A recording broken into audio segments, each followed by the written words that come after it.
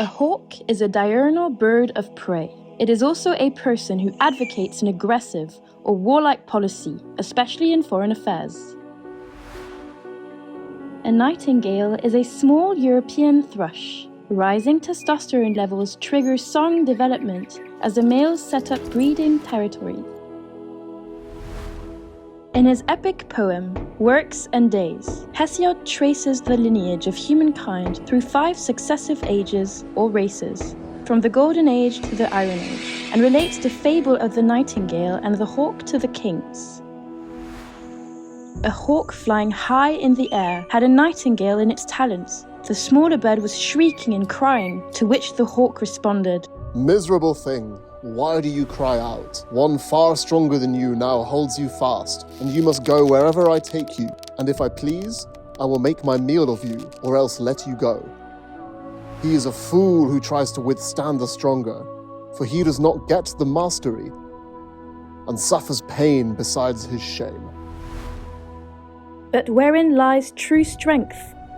And wherein lies shame in the works and days ahead? Unless we stand united to speak truth to power, to carry the spirit of Helsinki forward.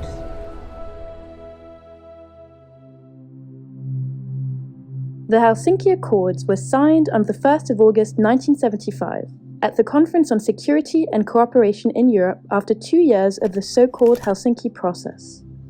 The conference was the predecessor to the OSCE, which continues its work today.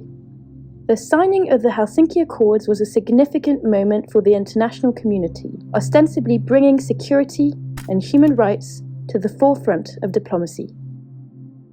Desiring to contribute to the strengthening of peace and understanding among peoples, and to the spiritual enrichment of the human personality without distinction as to race, sex, language, or religion, the high representatives of the participating states solemnly adopted the following principles. Sovereign equality, respect for the rights inherent in sovereignty.